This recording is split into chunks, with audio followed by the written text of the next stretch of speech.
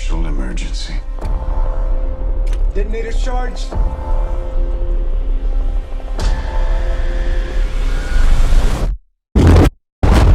Christopher Nolan's new film has finally arrived in theaters and is paired with Barbie for what could be one of the biggest box office weekends of the year. While Barbie is funny and a nice relaxing experience, Oppenheimer is anything but.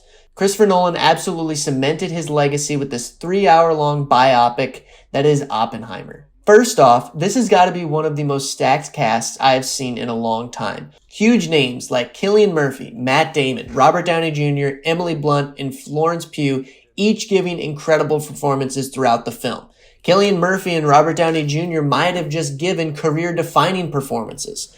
But besides these huge names, there are still many other actors that shine throughout the film. David Dastmalchian, Dane DeHaan, Dax Shepard, Alden Ehrenreich, Jason Clarke. Everyone in this film gave the best performance they could, and I loved every minute of it. Even with small surprise performances from Gary Oldman and Casey Affleck. Both only showed up for one scene, each lasting less than 3 minutes, and they stole those scenes.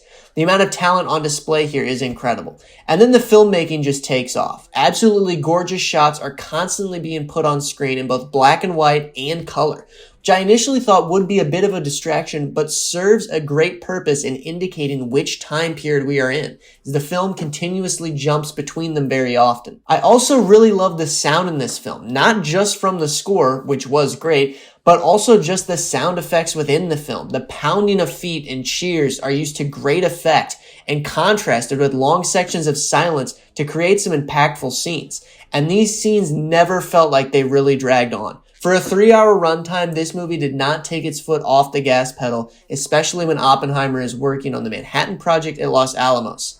I'm willing to say this is Christopher Nolan at his best, and if you are even slightly interested in this film, go see it. There's a lot to talk about here, and I don't want to ruin anything, so I am going to put up a time code to jump ahead if you don't want to hear any spoilers. There is your spoiler warning. First off, I love the structure of this film. Constantly jumping back and forth from the 1940s to the 1950s and showing how much has changed with nuclear power and weapons really showed how impactful these discoveries were.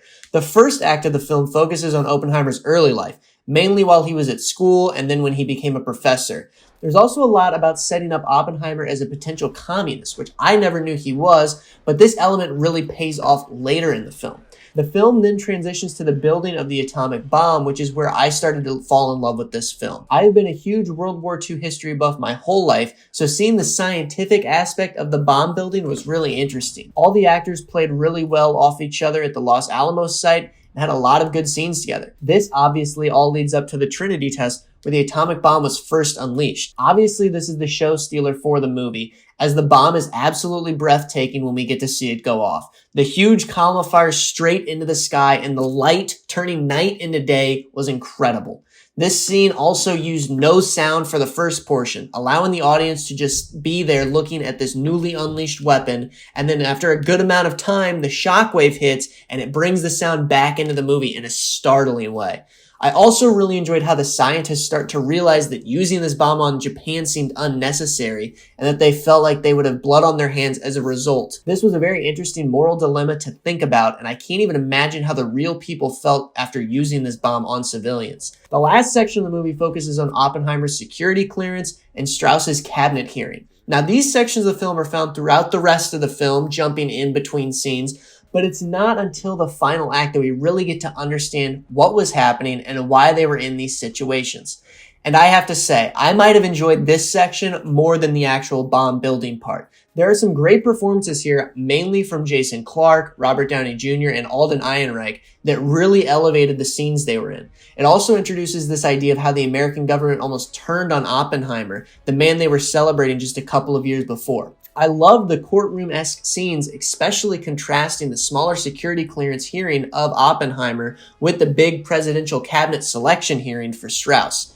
This all then culminates in a great ending, which was set up early on and constantly referenced throughout the movie by Strauss. Strauss essentially wants to find out what Oppenheimer told Einstein that caused Einstein to turn away from Strauss. Strauss is upset that someone like Oppenheimer could easily turn Einstein against him with just a couple words, and is worried about what a man with that kind of power could do. It isn't until the end that Alden Ehrenreich's character points out that they might not have even been talking about Strauss, and we get to see what the two were actually talking about.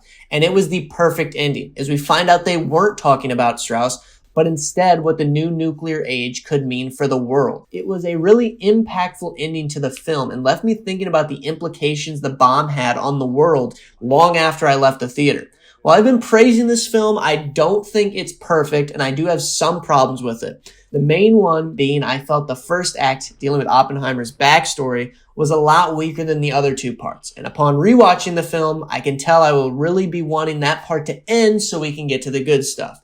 I also thought Emily Blunt could have been used better. She gives a good performance, but her character is very much in the background of the film and doesn't do much until she gets a great scene at the end with the security hearing. Makes me wish she was in it a lot more. I have the same problem with Rami Malek's character. They kept showing him, and I thought he wasn't going to speak for the whole film, but then he has a great scene at the cabinet hearing that made me wish he was in it more. Still though, the problems I have with this film are so small, they're easily overshadowed by the endless strengths this film has. I would consider this movie just short of a masterpiece. I loved watching every minute of it, and I learned a lot about Oppenheimer that I had no idea about. By the end of the film, I actually wanted to read the book this film was based on just because the movie was that good. Christopher Nolan once again proves he is one of the best directors out there and that his movies are worth seeing. Even going into this movie, extremely excited and expecting a lot, I never expected the film to turn out as good as it did. Needless to say, this will be one of, if not the best film of the year, and I'm going to give Oppenheimer a 9.5 out of 10.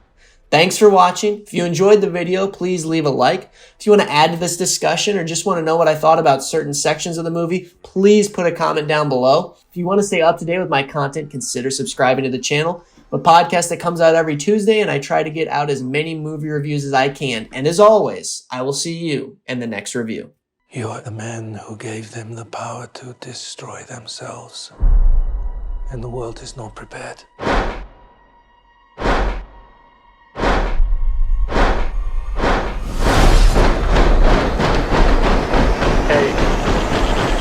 7, 6, 5, 4, 3. Truman needs to know what's next. 2. What's next? 1.